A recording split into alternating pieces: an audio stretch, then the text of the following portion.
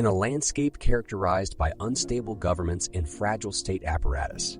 The concept of a fragile state comes to define those nations marked by frail institutional capacity and legitimacy, making them more susceptible to various turbulent events.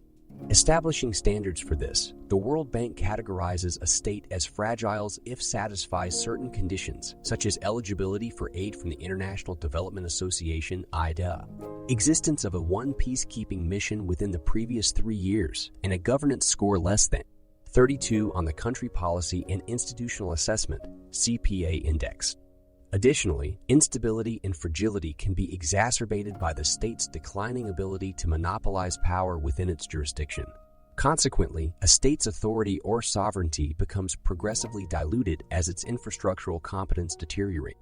In spite of global efforts to reach sustainable development goals, a segment of the world's nations, ranging from 35 to 50 as per various assessments, are severely lagging behind. It is in these countries, making up 26% of the world's population, that a majority of people surviving under $125 per day reside, along with half of the global child mortality under 5 years of age and a third of maternal death. Besides lagging behind, the development gap with other nations has only widened since the 1970s. GDP per capita performance in these countries also trails that of their more prosperous counterparts. In 2006, the GDP per capita in fragile states grew at 2, as compared to 6 in other low-income countries. Projections suggest that the share of low-income fragile states will only increase in the future as better performing low-income nations graduate to middle-income status. This poses a significant challenge for development initiatives, necessitating an approach to development that is fundamentally different to what is exercised in more resilient countries. State fragility is often gauged by metrics like the World Bank's CPA Index, but increasingly complex indices, including security parameters, are being adopted. A critical consequence of state fragility is its potential evolution into a failed state. Fragile states do not adequately meet their citizens' needs, often identified by 3 core incapabilities: insufficient security for citizens, ineffective delivery of services, and lack of public acceptance of their authority. These states face unique challenges. They often operate in prolonged phases of political or economic deadlock, are highly sensitive to systemic crises, and are significantly susceptible to internal and external shocks, as well as domestic and international conflicts. Recognizing these nuances and fragility can better inform policy interventions to mitigate the risks associated with such states. In unstable or fragile countries, the established institutional structures are often under constant threat by competing systems. These rivals could be traditional authorities, creations of stressed communities, or even the organizations put in place by warlords and other non-state entities. The people living within such unstable states are often offered a range of overlapping institutions drawing their power from differing sources, creating a battle for legitimacy. Although these varied institutions may not be in direct conflict, their competition does create a significant obstacle to the advancement of good governance.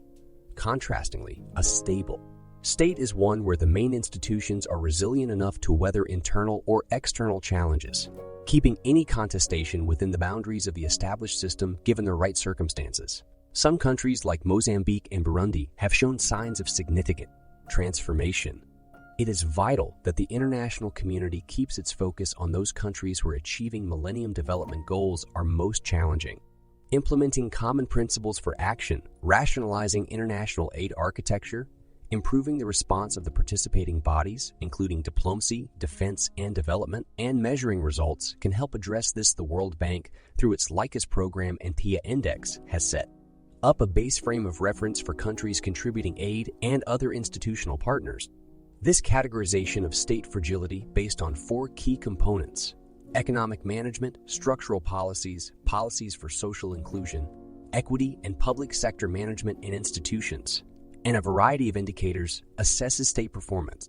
Countries scoring less than 32 out of a possible 6 are classified as fragile and could be considered for financial assistance from international bodies like the International Development Association.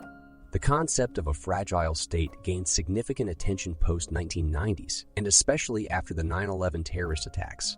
The shared belief amongst policymakers and academics is that the potential for conflict today lies within states, not between them. Low-capacity, low-income states primarily in the global south, are seen as threats not only to their own populations, but to Western countries as well. Thus, fragile states stand in need of development to ensure security and provide basic services to their citizens, reducing vulnerability and enhancing resilience to shocks. In essence, fragile states echo the threats leveled by failed states, but at a notably lower threshold. Despite being significantly lesser in degree, the failures of these states serve as potent warning for what could transpire if the administrative path is not altered. The Fund for Peace utilizes several factors to determine a nation's status. These include substantial internal and external displacement of refugees causing significant humanitarian crises, and security forces working as a self-contained system, usually with impunity. Countries that are fragile or post-conflict have become participants in multiple intergovernmental groups since World War II, such as the Group of 77, Asian, and the African Union. However, it was only recently that countries in conflict had a tailored international platform for their issues. The G7 was established in 2010 by several post-conflict nations to better voice their interests internationally. Serving as an intergovernmental organization, it brings together countries that have recently undergone conflict with a focus on addressing the specific hurdles these fragile states face. The G7 encourages collaboration among conflict-affected countries to tackle their shared development issues. Moreover, it advocates for improved international policies to cater to the requirements of countries in conflict. To measure state fragility, the G7 developed its own index, categorizing states into 5 clusters: political legitimacy, justice, security, economic foundation, revenue, and services.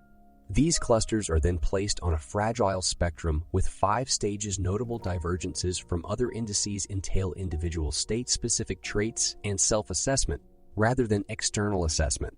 It is crucial to note that constructs such as a state fragility index come from a philosophical tradition that favors state formation and so should be seen as an administrative tool rather than a value-neutral metric.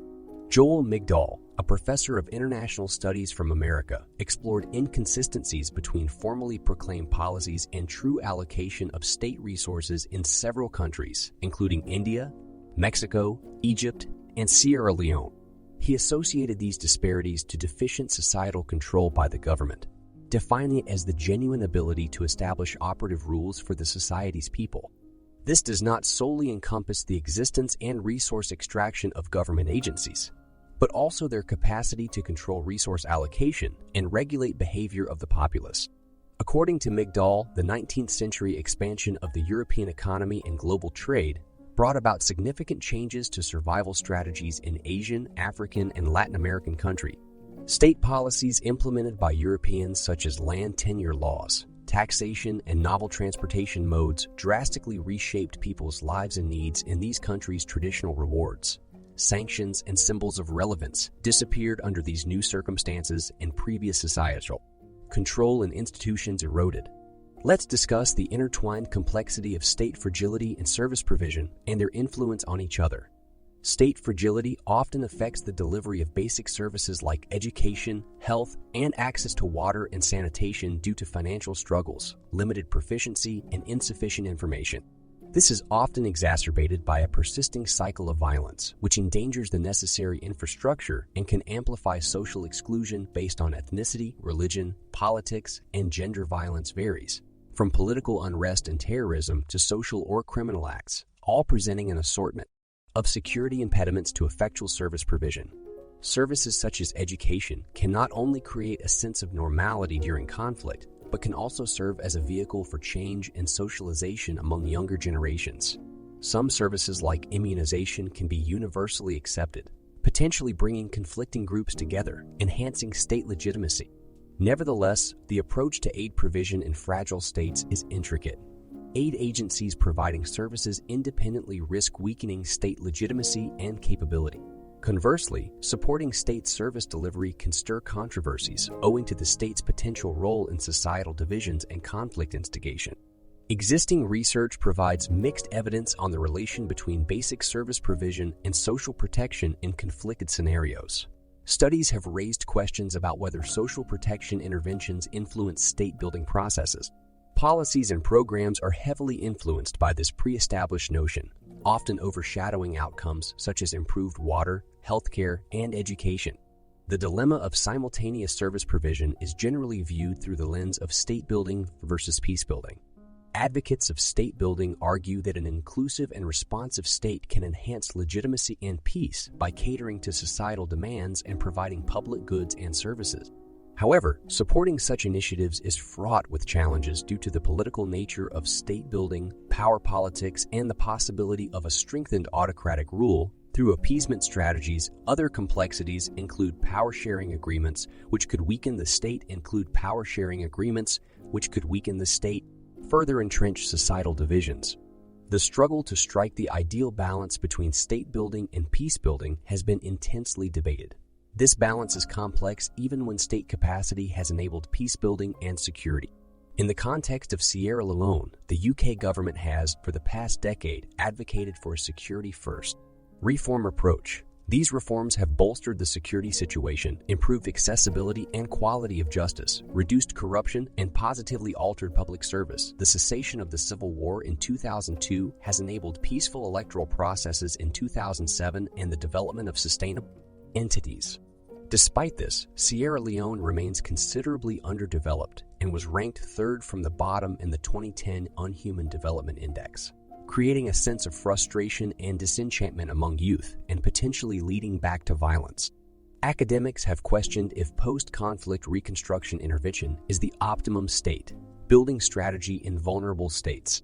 Many agree that multilateral intervention can break the conflict cycle in fragile states, steering them towards political and economic development. Post-war scholars, reacting to governance failures in these states, have suggested novel intervention methods such as neo-trusteeship and shared sovereignty. Intervention supporters propose agreements authorizing international intervention, with the costs borne increasingly by the state being rebuilt.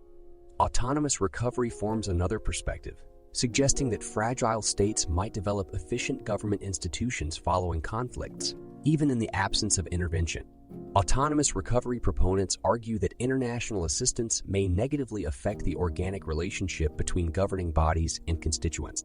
Uganda, Eritrea, and Somalia are cited as examples of states that achieved lasting peace, violence reduction, and political and economic development post-war without external intervention.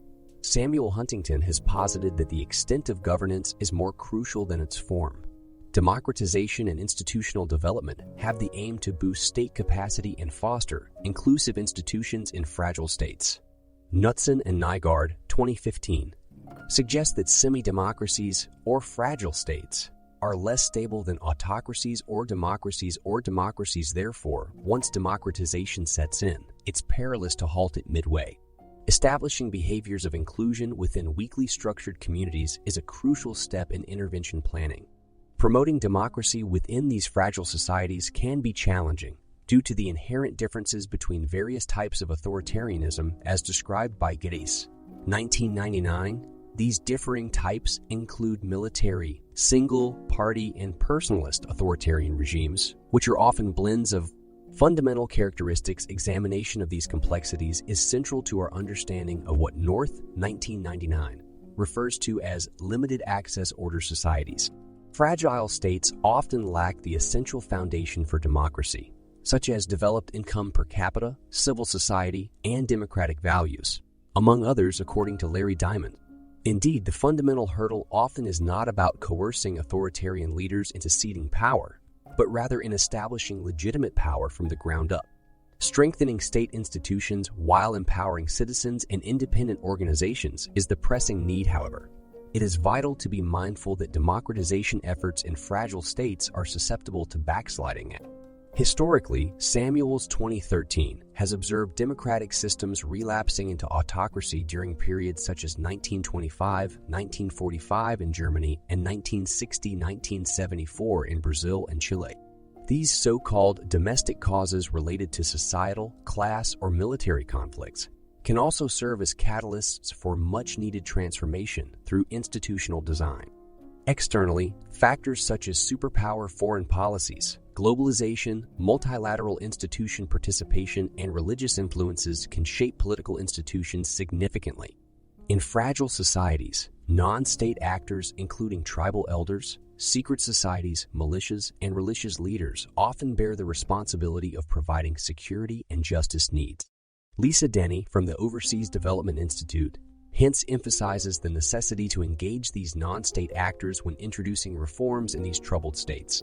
She proposes a set of rules for productive engagement, acknowledging their risks, the need for tailored support, only engaging when it brings value, and the competition they often face with established federal institutions and other non-state actors for authority and legitimacy. The legal structures present in fragile states necessitate modifications to bolster the private sector development, ESD, a facet that's crucial but often sidelined in development assistance programs. Law formation, a slow and meticulous procedure, must uphold conversational integrity and be representative in nature. Although the link between economic prosperity and infrastructure is well established, it's rare to find impact evaluations of infrastructure that extend beyond the immediate years post-construction. There are lessons to be learned from successful initiatives in countries like Cambodia about the necessity of establishing robust labor rights systems in fragile states, fine-tuning them to provide labor rights protection while simultaneously fostering flexibility for SB and business operation. Microfinance should not be viewed as a cure-all for poverty alleviation and should rather be adapted to each unique fragile state. Corporate social responsibility, CSUs or net interventions, are not a substitute for government aided services or other development aids and can, at times, cause more harm than good. Unequivocally, PS in fragile states, particularly in sub-Saharan Africa, is hampered substantial constraints, including the lack of monetary resources and reliable financial institutions there, seems to be no unanimous verdict on the influence foreign direct investment (DI) has on conflict, resolution, and stability. A 2012 study by EPS Peaks delved into the complexity of relationships between fragile state scenarios, conflict, and economic performance. The study underscored the role of resource-seeking multinationals and FDI in fragile states that, while promising, often fails to realize substantial economic growth. This unidirectional interest in resource extraction tends to exacerbate existing conflicts, spotlighting the resource curse phenomenon. Establishing fiscal order, the ability to responsibly tax and spend, is an essential marker of statehood, according to researchers at the World Bank and the Overseas Development Institute. Fragile states have showcased significant improvements in public financial management. Particularly in budget execution, however, the link between public financial management, statehood, and developmental progress necessitates further exploration. Post-conflict economies must also focus on societal reintegration of ex-combatants. A study by Blattman and Annan on the aftermath of the Second Liberian Civil War revealed not only successful reintegration efforts post-agricultural training, but also the deterring impact of future returns promises in preventing the men from re-engaging in violence. However, it's worth noting that these measures didn't completely eliminate illicit activities. In unsettled scenarios where the government's capacity to perform elementary functions is inadequate, the state becomes more susceptible to and less capable of managing climate change stressors like scarcity of natural resources, land alterations, extreme weather conditions, and inconsistent food prices, thereby intensifying its risk of further instability. It is hypothesized that fragile states can instigate terrorist activities. The correlation between state power and violence was initially suggested by English philosopher Thomas Hobbes, advocating a strong state's monopoly on force as the sole deterrent to widespread conflict post the September 11 assaults. President George W. Bush emphasized that weakened states such as Afghanistan can pose a significant threat to national interests. He declared that poverty does not transform the impoverished into terrorists and killers, but a combination of poverty, frail institutions, and corruption can render weak states susceptible to terrorist networks and drug cartels. There is a contention surrounding the link between feeble states and terrorism. Historian Walter LaCour in 2003 observed that the majority of poor, weak states had minimal terrorist activity. Furthermore, fragile states are also more prone to public health crises, such as infectious diseases, potentially causing spillover effects on other nations.